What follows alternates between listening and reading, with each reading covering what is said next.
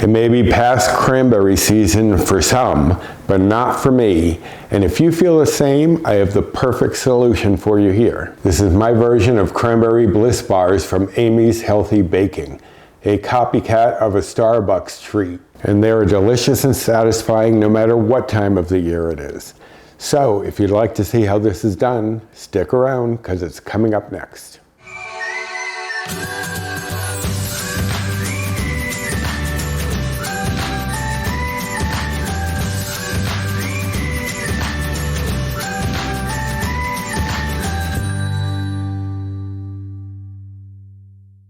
Hello and welcome to my kitchen. My name's Roy. I'm a home cook and amateur baker, and I'm here on this channel sharing recipes that have helped me to lose over 125 pounds, whether those recipes are mine or someone else's.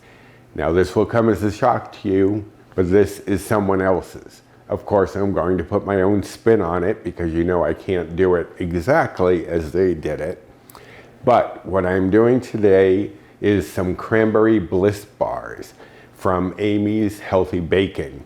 Now this is, I guess, a Starbucks copycat recipe, and I guess there are some changes that she's made to it as well, such as omitting the white chocolate from the bar crust, but I will go over that as we go further into this. But let us go over the ingredients. I have here 1 cup of all-purpose flour, and here I have 1/2 cup of sugar replacement. Now in her recipe, she uses coconut sugar. She often bakes and cooks with clean eating ingredients, which I don't follow, but I will be writing up this recipe down below, as well as linking to her blog, and I will put in any changes that I'm making to get the bites and points that I end up using. I am on the Healthy Better Balance plan, which is the equivalent to the old WW Blue plan, which I guess is now the WW plan. So those are the bites and points that I give, but I don't have the bites and points for her version since I wasn't doing it that way. I have here 2 tablespoons of light butter, and I'm using, I can't believe it's not Butter Light, that's the one I tend to prefer, but whichever one you use. She does use regular butter in her recipe, but I wanted to save a few bites and points and calories. Here I have 1/2 cup or 55 grams of cranberries that I am going to end up chopping. You could process them in the food processor.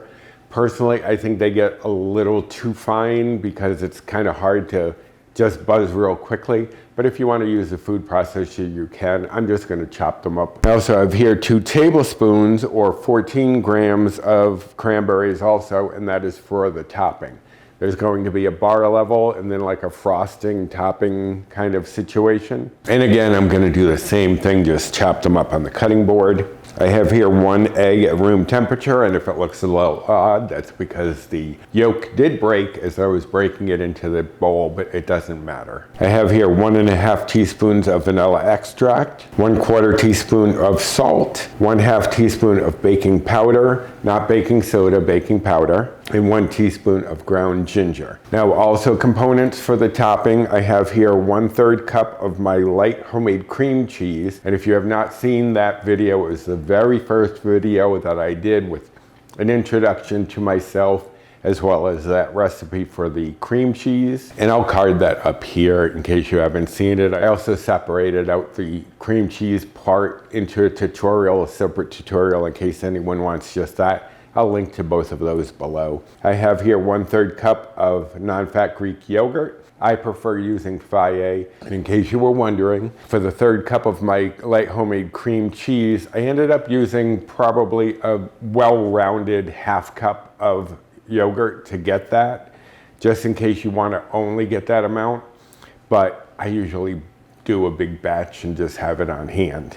I have some cooking spray here, and I also have some confectioner sugar replacement. In her recipe, she does use regular powdered sugar, again, because of the clean eating ingredients that she uses. I am using this Bestie powdered sugar replacement. Doesn't give us an aftertaste. My partner, Paul, is especially sensitive to that aftertaste. I can generally overlook it, but if I can do without it, it's even better. And that you need about 4 to 6 tablespoons, depending on the texture that you want to get and the sweetness. So I do have my tablespoon here. That's why it's not portioned out, because I'll just do 4, see how it goes, and move on. All right, so those are all of our ingredients. Now, let me shuffle a few things around and we'll get started with lining our pan and chopping up our cranberries. Okay, so for the pan, it's just an 8-inch square pan. You could use a round pan, I'm sure. I'm just using my square pan, and I have some foil. She does recommend using foil to do this. You could use parchment if you wanted.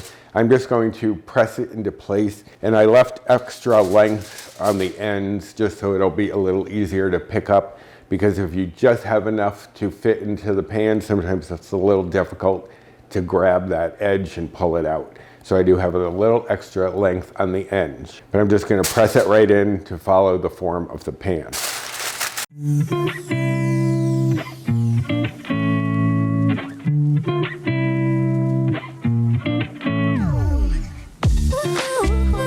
Okay, so now that that's in, you just want to coat it a little bit with the cooking spray, just to make sure that it will release off of the foil easily enough. Now this will go off to the side, and I will bring in my cutting board, and I'm just going to chop them roughly. They don't have to be too fine, but again, if you prefer using a food processor, you can. Just do really quick, short pulses, and just check after maybe 2 or 3, because it does process pretty quickly. But I'm just going to carefully chop them, because especially when you're first cutting through them, they're going to want to pop like that. And just, as I said, just carefully cut through them. Once you actually have each one cut, they're not going to bounce around as much, so it's a little easier to chop them. But just going to chop the ones for the topping, chop the ones for the base itself, and I'll be back. All right, so the first thing we're going to do is whisk together the flour, ginger, salt, and baking powder, and just whisk that together into one homogeneous mixture, which will only take 15-20 seconds. You just want to make sure all of that salt and baking powder and spice is dispersed fairly evenly. Now I'm going to set that aside. Now I did forget that the butter should be melted but slightly cooled, so let me melt that down real quick. All right, so it's partially melted, as you can see, and that's what I prefer to do. If you need to melt butter and slightly cool it, but say you forgot, as I did, don't melt it completely, but leave some of it whole. So then once you whisk it around, it'll melt the cool butter and cool down the melted butter. It won't be as hot that way because you left some of the butter whole. So that should be good. So I'm going to add that into my bowl with my vanilla, because that's really going to boost that vanilla by being put into that hot butter. And then I'm going to whisk in the egg. And because it's still slightly warm, I want to whisk it pretty quickly, just so that the egg doesn't have a chance to kind of cook it all. And it doesn't have to be perfectly incorporated, because now we're going to add in our sugar replacement. As I said, she used coconut sugar, and you could use regular sugar if you didn't really care as much about the bites and points. And now I'm going to add it into the flour. In the recipe, she does say add the flour into the wet. Honestly, I've never found a reason that one works better over the other. And I did already whisk the flour into the larger bowl, so that's the way I'm going. And then I'm just going to stir that together with a spoon, because if I were to use the whisk still, the stuff as it started to come together would clump in the whisk and just make a big mess. So I'm not going to do that. Just mix that together until it comes together and forms a little dough. And then we're going to add in our half cup of diced cranberries. Well, it was half cup cranberries diced. If you saw I did a tutorial a while back about reading recipes, And when a recipe has a comma after an ingredient, such as 1/2 cup cranberries, comma, diced, that means you measure out the cranberries, then dice them. If you dice them first and measured out the 1/2 cup, you'd have a lot more liquid in your recipe than you want. So always pay attention to that in the recipe. If it had said 1/2 cup of diced cranberries, I would have diced the cranberries, then measured out the 1/2 cup. But as it is, they said 1/2 cup cranberries, comma, diced.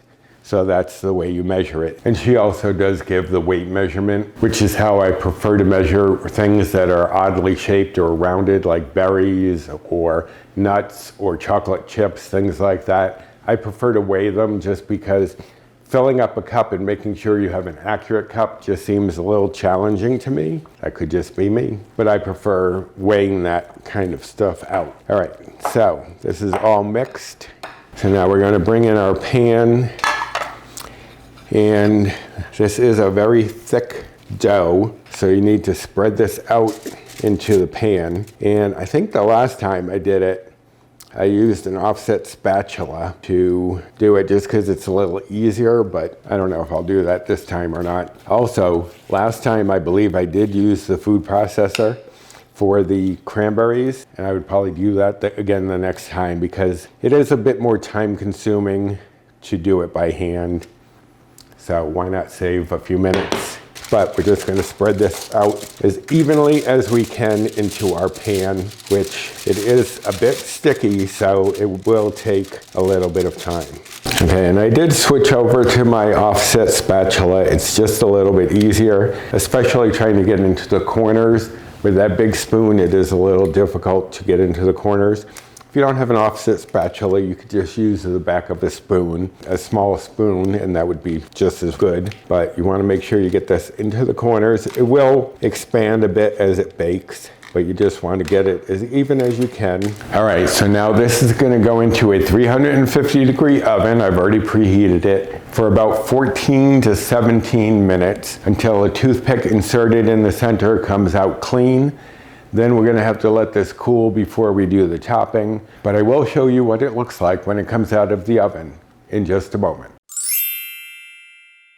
All right, so I took this out of the oven about 10 minutes ago. You wanna let it sit for about 10 minutes in the pan before you remove it.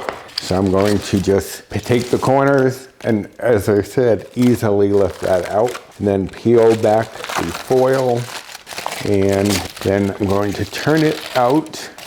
You can see it's nicely browned on the bottom, not so brown on the top, and it is soft. So she calls it a cookie layer, but it's not really firm like a cookie, but it is going to be tasty. Now, one thing I did forget to mention was she did say you could add some white chocolate chips, chopped up white chocolate, into the cookie base, which I guess is pretty standard for the Starbucks version. I did a calculation that if I use 28 grams, 2 servings of Lily's white chocolate chips, chop them up and put them in here, it wouldn't alter the bite points. So next time I will add some Lily's chips to this layer. There are also a couple of other things that she does with the topping, but I will talk about that shortly once this is cooled and we are ready to frost it. So I will be back.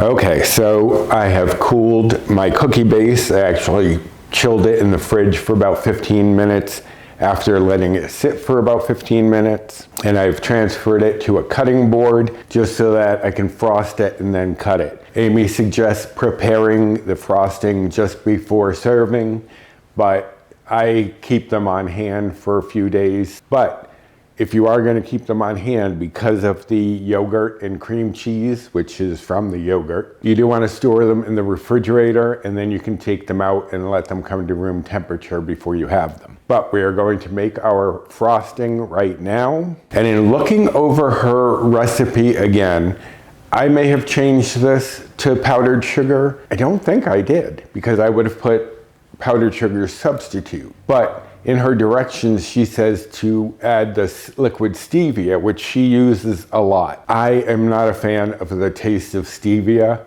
so I do not use stevia. But in any of her recipes that I do make, I always replace the liquid stevia for whatever the comparison is for a granulated or powdered version of sweetener. But first thing, I'm going to move that aside for now, and we're going to, I did decide to add, she says in her notes, where I mentioned about the chocolate chips, she does mention that the frosting can have a teaspoon of lemon zest to be more like the original.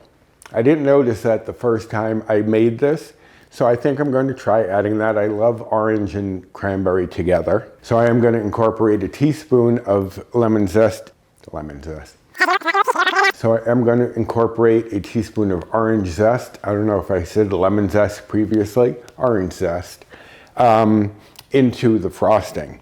First things first though, we need to combine our cream cheese and our Greek yogurt. By combining the two of them, you get more of a middle ground and makes it so you need less of the powdered sugar replacement. But first thing we need to do is blend this up. So let me just blend these two together. Okay, it only takes about 15 seconds. You're just trying to merge everything. Then I'm just going to zest my orange. Now, when I zest my orange, I don't turn the zester upside down and scrape this way and let it fall in. I want to be able to store it in this little ridge here. So what I do is I turn it upside down so that the little cavity is on top, and then zest from the bottom. So I'll just run back and forth, and that way I'm storing all of my zest in here and I don't have excess going into whatever I'm making. So you just need about a teaspoon. So I'm gonna gauge, that's probably about half of this medium-sized orange, and take my teaspoon and run it through. That's about right. So I'm gonna add that in, as well as any of the residual zest hanging around on the zester, and just blend this in. Okay, now as I said, it's 4 to 6 tablespoons of powdered sugar. I'm going to start with 4 and then check the consistency and the sweetness level and see if it's acceptable to me. Still not sweet enough, so I'm going to add the other 2 tablespoons of the powdered sugar replacement and just blend that in. Okay, so the final step for our Cranberry Bliss bars is to then take our frosting and coat the top of our cookie base. Now I'm just using a spoon so that way I can spread it around and not use an offset spatula. A lot of you may not have offset spatulas, so I figured I'll show you doing it with just a spoon is just as easy. You just want to get it out to the edges and get it evenly spread. Then we are going to just sprinkle on our diced cranberries, the 2 tablespoons that we had, 14 grams, and just sprinkle that all over. This is where she also says that you could drizzle some melted white chocolate on top, which I guess is more like the Starbucks version. And I did calculate adding in the white chocolate chips to the cookie dough base, as well as having a little bit more that you could melt and put on top. And if you used about 40 grams of Lily's white chocolate chips, it wouldn't alter the bites or points. So next time I'm definitely adding some white chocolate chips, just like I added the orange zest this time. And there you have it, our Cranberry Bliss bars. Now to make them into bars, I do 8 servings. In her recipe, she does 12. But you know me, I want as much of a dessert as I can, or a snack or treat, without denting my bites or points too badly. So I was able to get it to 8 servings and still keep it low in bites and points. Now what she suggests, and which is how I'm going to start off, is to cut it in half first. And then what she does from here is cut each of these halves into thirds, and each of those slices on the diagonal to make little triangles, so that she gets 12 triangles out of this. I am doing bars, and as I said, I'm doing 8, so I'm gonna go about another halfway through. I'm not great at eyeing these things, but I am giving myself some trust here. And then cut each of those in half again. So there you have it, my version of Amy's Healthy Baking Cranberry Bliss bars, which is a Starbucks copycat. These are very tasty, very festive for the holidays. Actually, this was going to be one of my dessert-tember treats, but because I was having some difficulties physically and a lot of things going on, I wasn't able to do this then, so I wanted to get this out now. But a nice hearty portion there, and that portion is only going to set you back 2 Better Balanced Bites or Blue Points. Now, I calculated with the 40 grams of white chocolate chips from Lily's. Now, others may vary, but typically I'm sure it's going to be about the same. But if you just keep it to 6 bites or points for the entire recipe, it shouldn't adjust them unless you've changed something else and that has different bites or points. But I managed to use 40 grams if I were to do it. Now, I haven't done it yet. And I did take the time to check and see what that would change it to. So I haven't given you the other calories and macros yet, but as I said, those 40 grams would not alter the bites or points, but does alter the calories by 20. So for calories, it would be 118. Now this is with the Lily's white chocolate, 40 grams. Calories would be 118. The fat would be 3.3 grams. The carbs would be 33.7 grams.